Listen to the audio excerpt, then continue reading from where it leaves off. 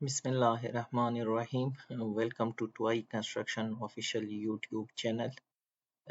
आज हम मटेरियल और इसकी प्रिक्योरमेंट प्रोसेस की फाइनल वीडियो बनाएंगे।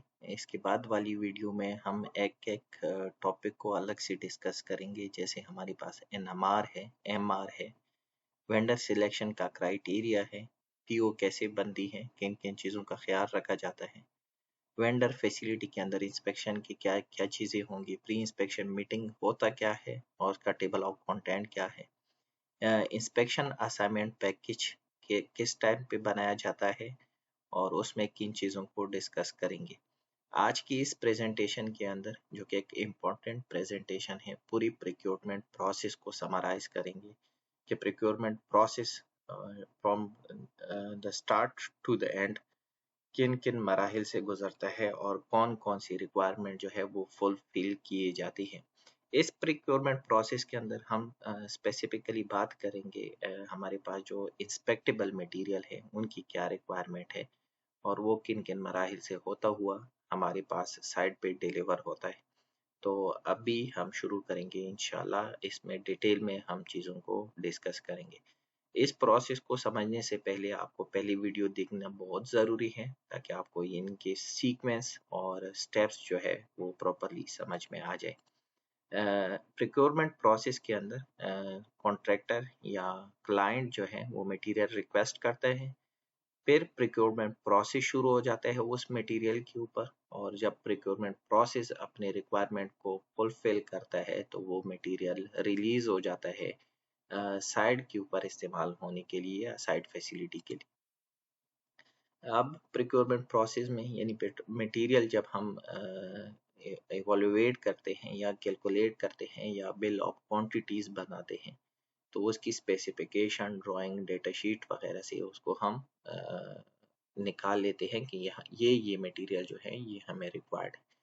ये मटेरियल हम फिर बेचते हैं प्रिक्योरमेंट को कि हमें ये मटेरियल चाहिए, तो प्रिक्योरमेंट अपना पूरा प्रोसेस करके मटेरियल पे जो भी लेवल ऑफ इंस्पेक्शन होगी और क्या क्या रिक्वायरमेंट होगी वो फुलफिल करेगा, और फिर मटेरियल जो है रिसीविंग, इंस्टॉलेशन और कमीशनिंग के लिए साइट पे डिलीवर किया जाएगा।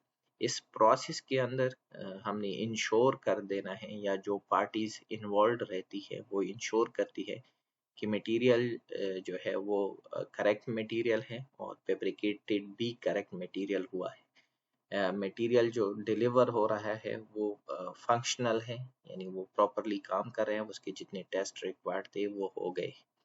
गुड वर्कमैनशिप यानी उसकी क्वालिटी जो है वो बेहतरीन है और प्रॉपरली क्लाइंट या कॉन्ट्रैक्टर या जो भी उसका एंड यूजर है उसको प्रॉपरली डिलीवर हुआ है। तो ये एक पूरा प्रोसेस है, इस तरह ये सारी चीजें होती हैं। अब ये जो प्रिक्योरमेंट प्रोसेस है ये जस्ट प्रोसेस नहीं है, इसमें बहुत सारे प्रोसेसेस और इन्वॉल्व रहते हैं। एक एक चीज के अलग अलग रिक्वायरमेंट है, वो कैसे फुलफिल किए जाएंगे उसको बात करेंगे। फ्लो चार्ट हमने पिछली वीडियो में भी डिस्कस की कि मैन्युफैक्चरर फैब्रिकेट करता है, वेंडर सप्लाई करता है कॉन्ट्रैक्टर को और आराम को उसको अप्रूव करता है। तो इस तरह ये फ्लो चार्ट चलता रहता है through out your project.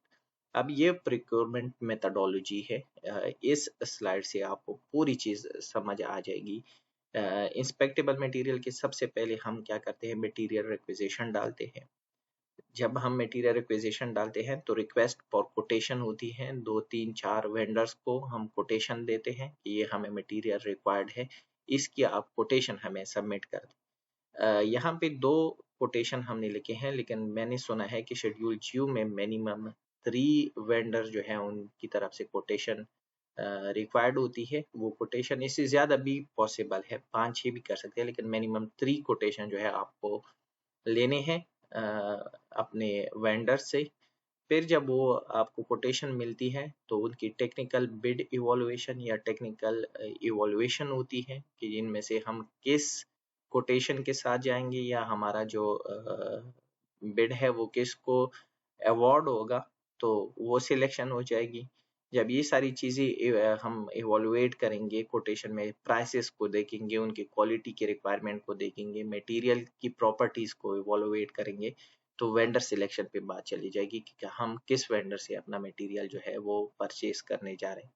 Material vendor भी सिलेक्ट हो गया तो आपका पीओ बनेगा उसी वेंडर को, जो वेंडर हमने सिलेक्ट किया है।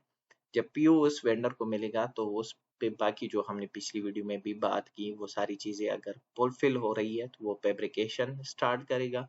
और अगर वेंडर फैसिलिटी के अंदर उनको इंस्पेक्शन की रिक्वायरमेंट होगी तो वो इंस्पेक्शन ही करेगा।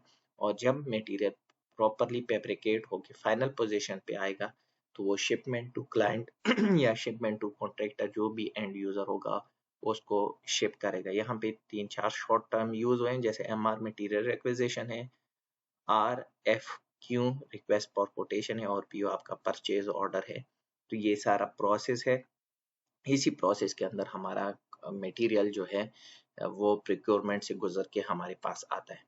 अब एमआर की बात करेंगे तो एमआर में क्या क्या रिक्वायरमेंट होती है। सऊदी अरामको डमी पीओ का जो है रेफरेंस नंबर होगा, कॉपी ऑफ मटेरियल रिक्विजिशन उसका रेफरेंस नंबर होगा, मैन्युफैक्चरर की डिटेल होंगी, क्वांटिटी होगी, मटेरियल का टेक्निकल डाटा रेफरेंस होगा, साइज सैम्स साइज प्रोडक्ट डेटा शीट जो इसकी रिक्वायरमेंट होगी वो होंगी, इंस्पेक्शन की रिक्वायरमेंट जो कि फॉर्म 175 हर मटेरियल के लिए आपके फॉर्म 175 अवेलेबल होते हैं, आराम को आपको देती है आपके स्टैंडर्ड्स के साथ ही पूरा पैकेज।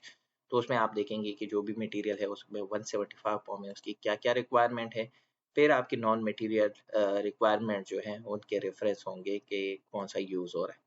और फिर आपका 9 कॉम उसी मटेरियल का नंबर होगा जो आपके अक्सर एमआर के ऊपर मेंशन हुआ होता है, जिसे हम ट्रेस करते हैं कि ये मटेरियल का ये 9 कॉम नंबर है। लेवल ऑफ इंस्पेक्शन इसके बारे में हमने डिटेल में पिछली वीडियो में बात की कि किस तरह हमारा मटेरियल लेवल ऑफ इंस्पेक्शन के लिए है, लेकिन ये एंड स्टेज है। जैसे ये पीओ प्लेस हो गया फिर फैब्रिकेशन वगैरह, तो हम आगे बढ़ेंगे ही इसको क्योंकि ऑलरेडी डिस्कस किया हुआ है तो मैं इसको स्किप कर रहा हूँ।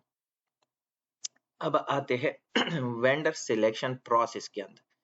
अब एमआर हो गया, आपने चीजें क्वांटिटी बता दी, सब कुछ डिटेल कर दिया है। रिक्वेस्ट फॉर कोटेशन जाएगा, आप रिक्वेस्ट फॉर कोटेशन बनाएंगे, 2-3 वेंडर्स को आपने अपनी मटेरियल की जो रिक्वायरमेंट है वो बता दी है। फिर वो आपको अपनी कोटेशन सबमिट करेगा, उसकी टेक्निकल इवोल्यूएशन होगी। फिर जाके हम वेंडर को सिलेक्ट करेंगे कि ये जो 4, 5, 6, 3 या जितनी भी हमारे पास कोटेशन आई हैं इसमें कौन सी कोटेशन के साथ हम जाएंगे। फिर हम अपना जो है अवार्ड रिकमेंडेशन होगी और वो वेंडर सिलेक्ट हो जाएगा। तो ये हो जाएगी हमारे पास वेंडर सिलेक्शन प्रोसेस, ये जो बीच में हुआ है। ठीक है, अब वेंडर सिलेक्ट हो गया तो इवोल्यूशन क्राइटेरिया फॉर वेंडर क्या होगा, उसकी जो उन्होंने बिड सबमिट कराई है वो कितना कंप्लीटनेस है, उसमें सारी डिटेल मौजूद है, कोई चीज़ तो मिसिंग नहीं है, ये देखेंगे। टेक्निकल रिक्वायरमेंट को किस तरह वो कंप्लाई कर रहे हैं, अगर किसी जगह पे कोई स्टैंडर्ड रिक्वायरमेंट को के साथ या किसी मटेरियल के साथ हमारे पास अल्टरनेटिव ऑप्शंस अवेलेबल है तो वो आपको ऑफर करेगा। वो आप देखेंगे कि अगर एक अच्छा अल्टरनेटिव ऑप्शन हमारे पास मौजूद है तो उसको हम यूज़ कर सकते हैं कि नहीं यूज़ कर सकते, उसके काम को इवोल्यूएट किया जाएगा। डिलीवरी के जो शेड्यूल आपको देगा वेंडर, वो आप अपने प्रोजेक्ट स्पेसिफिकेशन के साथ देखेंगे, अपने प्रोजेक्ट शेड्यूल के साथ देखेंगे कि विद इन आपके प्रोजेक्ट शेड्यूल में आ रहे हैं कि नहीं आ रहे हैं। जो भी आपके बाकी स्पेयर पार्ट्स है वो अगर एप्लीकेबल है तो उनके क्या डिटेल्स होंगे, और फिर उनका जो समरी बनेगी, जो भी मटेरियल आप वहाँ से परचेज करने जा रहे हैं उसकी कॉस्ट इवोल्यूएट होगी कि उस पे कितनी कॉस्ट, ये वेंडर्स जिसको हम भी अपना पीओ प्लेस करेंगे कितनी कॉस्ट आ रही है इस पर्टिकुलर मटेरियल के लिए। अब सिलेक्शन ऑफ वेंडर में देखेंगे कि जो बिड जिसको हम सिलेक्ट करने जा रहे हैं या जो इवोल्यूएट कर रहे हैं उसमें ये ऑल टेक्निकल रिक्वायरमेंट को फुलफिल कर रहा है कि नहीं कर रहा। इकोनॉमिकली हम चेक करेंगे कि उसकी प्राइसेस हमारे रेंज के अंदर है या नहीं है, या क्यों ऊपर या नीचे है।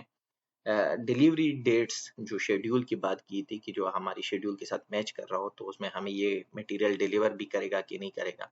और फिर जो सऊदी अरामको है या कोई भी क्लाइंट है उसके रिक्वायरमेंट को किस लेवल पे फुलफिल कर रहा है। अब ये सारी चीजें हो गई तो आपका वेंडर सिलेक्शन हो जाएगा। उसके बाद हम पीओ यानी परचेज ऑर्डर की तरफ आएंगे।